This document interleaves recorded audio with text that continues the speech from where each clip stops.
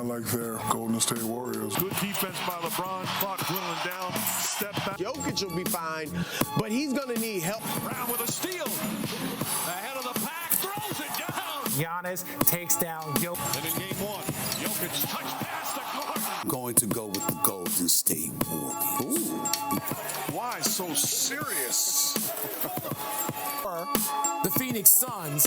What a pass, and whose baby is that? I do think that the Los Angeles Lakers, Jokic just gets it off in time. It's up. Oh! the Miami Heat, the others, the way they're playing, I'm not going to count them out. As you said, Mike, I don't know how it happened. The way they have played this playoffs, I would not count them out. Active hands. Murray comes up with the steal all by himself. Breakaway. Tells Max Strus, mind your business. Take that L on the way out. Hey, you guys know he stat pads, right? Alley up to Gordon. No call. But he got the last jump way off. Potter right there. That's just great and Nice steal, Potter. It's blocked. Jokic, oh, gorgeous. It's over. At last, the long wait is over. After 47 years, the Denver Nuggets can finally call themselves NBA champions. To see the Jokic brothers even, you see them back there with their champagne, the swag chains hanging off the fire truck. This is what they've all been waiting for. Take a listen. So, you put that in your pipe, you smoke it. Put that in your pipe and smoke it! Hello, and welcome to After Further Review. Today, we're going to talk about the national narrative on the Denver Nuggets and Nikola Jokic specifically. You'll definitely want to stick around clear to the end because After Further Review was actually on location for that Denver Nuggets parade and rally. And we'll fold that into some of the footage we're going to show you later in the video. This affords us a unique opportunity to discuss the difference between a fan and a spectator. A fan being the root word for fanatic, a fan will digest everything it possibly can in order to be as informed and well-versed as physically possible. A spectator finds what they like and searches out for those things. A spectator in today's NBA era is excited for specific names, and they want those specific names to shoot threes and dunk. They're looking for what essentially equates to the evolution of the highlight era. This has actually been a problem probably since the early 2000s. When you're having a conversation with a sports fan, and then they basically shoot back. If it doesn't include LeBron, Steph, KD, Giannis, Embiid, you can make your own short list. But if it doesn't involve those people, they aren't interested. Because again, they're looking for certain people to do certain things. Guys like Iverson, who I absolutely love, but make no mistake about it, during the early 2000s, there was a huge concentration of fans who really just gravitated towards those spectacular moments, and that's all they seem to care about.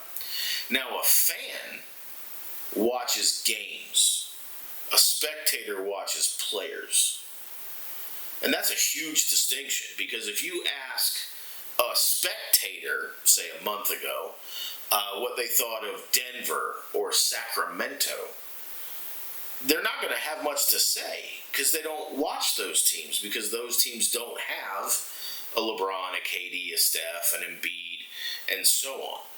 If you've ever had a conversation with someone, they describe themselves as a LeBron fan, but they're only a Bron fan to the extent that they were fans of Cleveland, then Miami, then Cleveland, then LA. That's a spectator. Someone who follows a player wherever he goes and just talks about that player at all times and never talks about the team he's on or the contributions that other people make around him. If it's all about Bron, as an example, that person's a spectator. This is the reason Denver, as a franchise, has been disrespected, not only this year, but probably for the last 3 years straight. And that's because Denver's not sexy. Sacramento's not sexy. And therefore, people don't watch them. I also love how conveniently minded some NBA fans, I'm just going to continue using the word fans just to keep everybody on the same page, but NBA fans in general, if you were to poll, let's just say 100,000 NBA fans, and ask them how much they've watched the Nuggets, most of them would tell you their games are on too late, it's the time zones, I just don't have time for that. But yet that's the same person that has watched at least 20 Laker games, knowing darn well that the Lakers are an hour behind Denver. The fact of the matter is Denver was the wire-to-wire number one team in the league, whether you want to believe it or not. No one in the East held the number one spot as long as Denver did, and no one in the West ever really challenged Denver for that number one spot.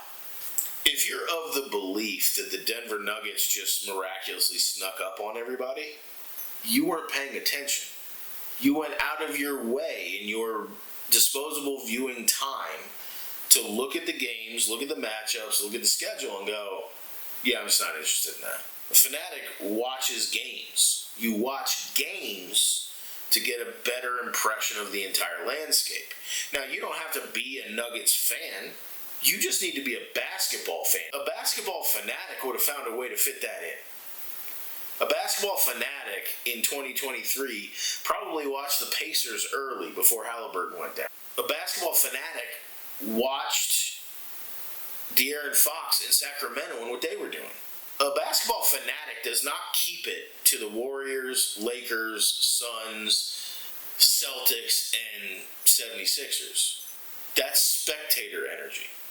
If you didn't understand through this playoff run how Denver could carve up the Western Conference on their way to the NBA Finals, what were you watching? It's because they weren't sexy enough for you. It's because their roster makeup, for the most part, I'm going to make some generalizations here, is a 7'1" Euro who at present is the best player in the world.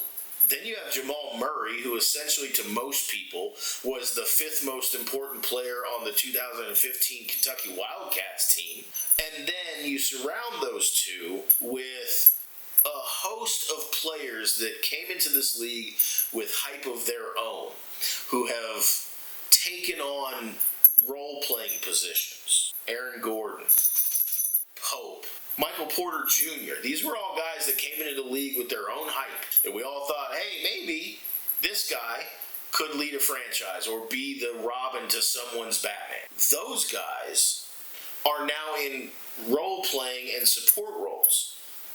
And that's not exciting to you because they don't have a LeBron, because they don't have a Steph, or they don't have a KD. This brings us to the point of good basketball versus star performances. The problem is that the most vocal basketball fans are not actually fans of basketball. They're fans of basketball moments. Most of you will remember what I'm about to reference.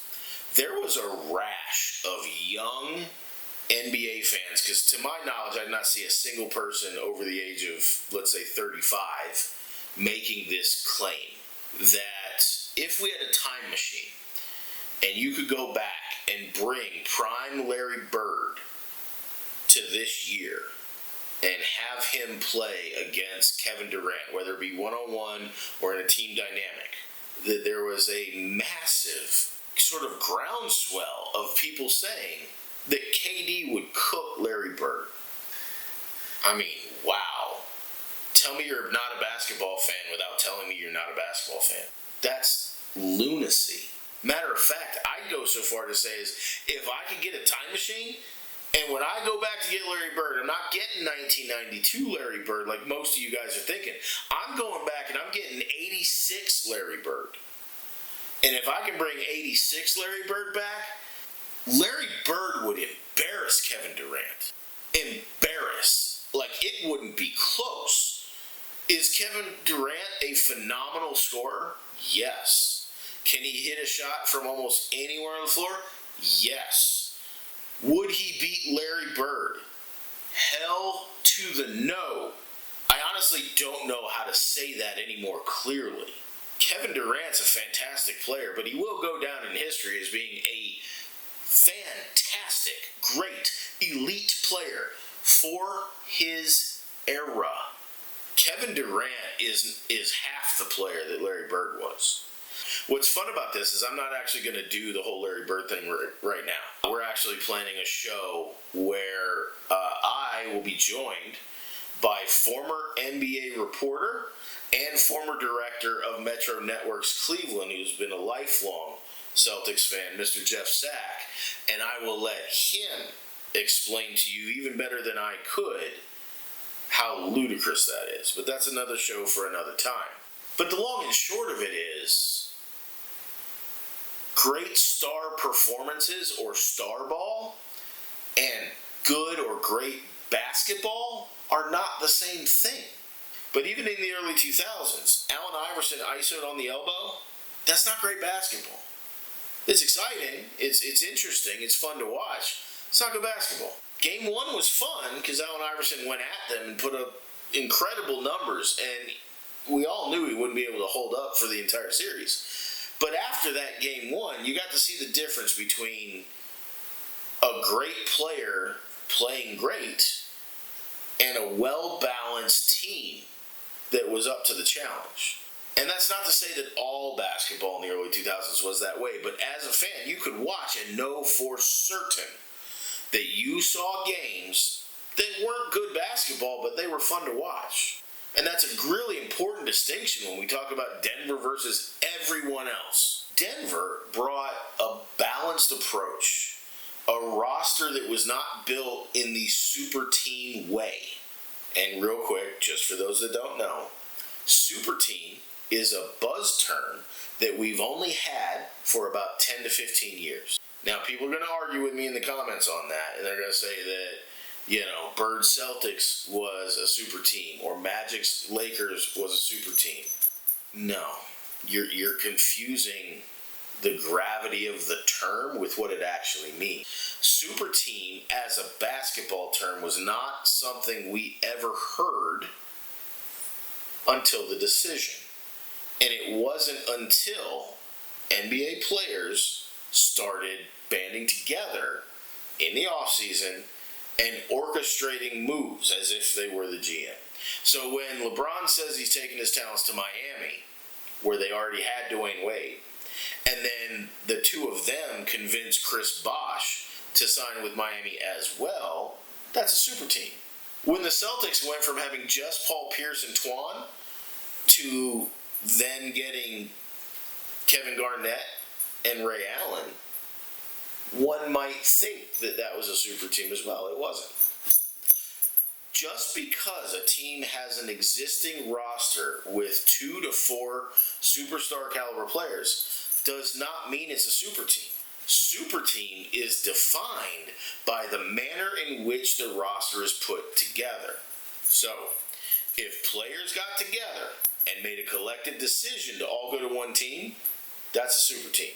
If the 2 to 4 star players acquired on one team were acquired purely by the efforts of the general manager and the front office via trade or some sort of free agency signing that doesn't have some sort of shadiness to it, that's not a super team. That's just a really good team with a lot of players. KG's Celtics, not a super team. LeBron's Heat, a super team. When Kevin Durant joined the Warriors became a super team because Steph recruited him. So Steph, Clay, and Draymond, if that's the core, that's not a super team. It's not a super team until players get involved with the movement and signing or acquisition of players. To keep this clear, the current Warriors, not a super team. The Denver Nuggets in no way, shape, or form even flirt with being a super team. They are literally the antithesis of a super team. Jokic, 41st pick overall. He was so unimportant to the draft that if you go back and rewatch that draft, his pick is announced during a Taco Bell commercial. They didn't even have the decency to show it on screen.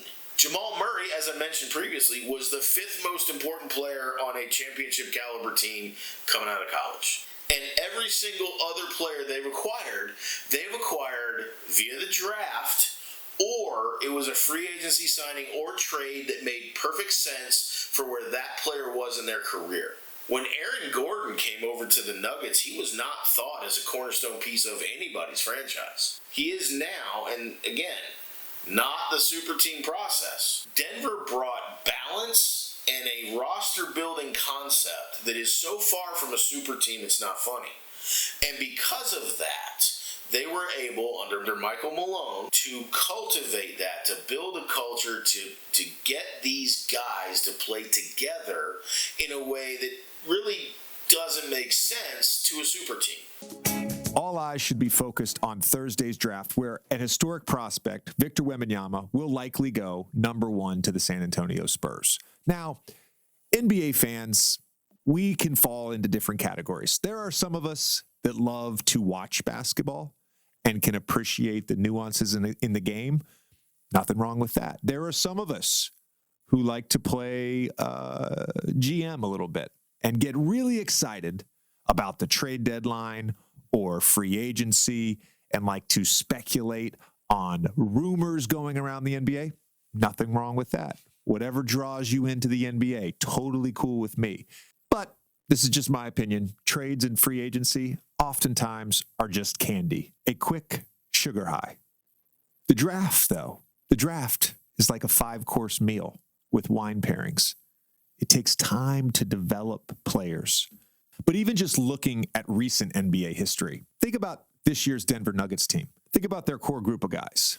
Jokic, drafted by the Nuggets. Jamal Murray, drafted by the Nuggets. Michael Porter Jr., drafted by the Nuggets. Last year's champion, the Golden State Warriors, their big 3, all drafted by the Warriors. Steph, Klay, Draymond. As important as it is for free agency to fill out your roster, and as important as timely trades can be, the real way to team build in the NBA is through the draft. But there's something in the NBA about continuity. And when you build through the draft and you grow together, you build continuity. My good friend Tim Legler on June 13th tweeted out something that I particularly agree with. The recent trend of NBA stars bouncing around trying to mesh together quickly to win a title will potentially help the Nuggets run this back for the foreseeable future. No one can match their combination of top talent combined with continuity. And how did they get that top talent? How did they build that continuity? Through the draft. In short, Denver's built to handle a super team, and that's exactly what we saw eventually. Doesn't matter who they ran through. They ran through 4 teams built on the super team model. Consider all the teams they had to run through to win this championship. Minnesota, Phoenix, Lakers, and then the Miami Heat. Minnesota had 3 stars. Phoenix had 3 stars. The Lakers had Bron and AD, so 2 is good enough. And then when you get to the Heat, you have playoff Jimmy, Bam, and a bunch of also-ran. Denver was built specifically to be able to handle that with balance and good basketball. Good basketball is not star-dependent. We simply, as fans over time, just allowed ourselves to be romanced by dunks and threes and highlights. We just didn't notice. I'll get off my soapbox about this, but suffice it to say that super teams are bad for the NBA. ESPN, NBA TV, whoever it is that you watch where you get your sports information from, that's not what they would say. It's good for business to talk about super teams. It creates quick and easy narratives that are easy to perpetuate. And because of that, when you put super teams up against non-super teams, the non-super teams are always going to be perceived by those media outlets as being boring or less exciting or not the marquee matchup we were hoping for. But the bottom line is super teams are bad for the NBA. We're going to do a show on that so I can go into more depth on it, but just trust me, super teams are bad for the NBA. The Denver Nuggets are good basketball, but they're not celebrity basketball. The fact that Denver is not celebrity basketball is exactly the root cause as to why the national narrative is treating them like a flyover franchise. But as we found out as recently as Monday, doesn't matter. They won anyway. So in just a moment here, we're going to watch a short cut up that I put together of the national narrative that I keep referring to. As we go through this in chronological order, you're going to notice that the takes aren't consistent. Some are better than others, and some are just flat out atrocious. But what's very evident is that these national media people, for the most part, were not excited to see Denver do well. And it gets to a point where they were almost forced to talk about it. Now, we're going to hear from Stephen A. We're going to hear from J.J. Redick. We're going to hear from Perk. We're going to hear from Richard Jefferson, as well as a few others. Now, one individual we are going to pay close attention to is Kendrick Perkins. And I'm not trying to run him through the mud or anything, but Kendrick Perkins struggles from a lack of consistency and a propensity to lean on soap opera narratives. You're going to see that at first he's very complimentary of the Denver Nuggets and Jokic, and then almost overnight he just flips the switch. And now all of a sudden everything he said for 3 months doesn't matter. He's basically throwing Jokic aside within the construct of the MVP discussion because Joel Embiid wasn't getting enough run. And that went on for a few weeks, and then we fast forward a little bit, and then all of a sudden Perkins is back on the relative Denver Nuggets bandwagon. And then we're going to get to the part that I think most Denver fans at least were hoping they'd see, and that's the part where it becomes inevitable that Denver is the best team in the NBA, has been the best team in the NBA, and the super team model that they are playing against does not have what it takes to beat them. I could go pull social media posts if you guys really wanted it, but we're just going to assume that you'll trust me on this. I called 5 games the moment the Heat won. I think the moment the Heat beat the Celtics, it was a wrap. I still to this day think that if it was Boston and not Miami, that now we're talking about a series that could have at least gone further. But I, like Tim Legler and a couple other analysts, I don't believe there's a single team in these playoffs that we're going to beat Denver. And the reason is every single team they played or could have played, all except for Miami, follow the super team model. I don't see any scenario where any of those teams beat them 4 times. They had 4 losses all playoffs. No one was close to beating them. Then, once we get through the chronological order of the national media narrative, I am going to show you a selection of highlights just from this season only that, again, should illustrate more of the how than the what. Anybody can look at a Jokic stat line and go, oh, 30 points, 12 rebounds, 9 assists. Okay, I know what that means. But you don't fully know what it means until you watch him. Specifically, some of the passing is just next level. He might be the best passer in the NBA at 7'1" and couldn't jump over a $1 bill. But it's important to see how Jokic does what he does so that you can better understand the greatness of him and then by some extension the greatness of this Denver Nuggets team. The long and short of it is quite simply Nikola Jokic is the best player in the world. And it's shocking to me that NBA fans or NBA spectators, a fair amount of analysts, and the viewing public at large has to be sold this idea. Is he the most athletic? No. Is he going to give you highlight dunks? No. He'll dunk it functionally. Nikola Jokic is never going to be in a dunk contest. He's most likely never going to be in a three-point contest. He probably doesn't even enjoy the All-Star festivities as it is. He is not a celebrity, and that's the problem, is that Jokic is not LeBron. He's not KD. He's not Steph. He's not James Harden. There's so many players that he's not. But those are the players we're used to rooting for, and the basketball celebrity is an archetype that we absolutely look for.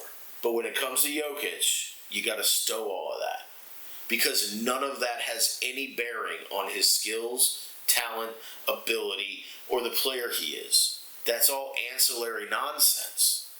So, enjoy this cut up real quick.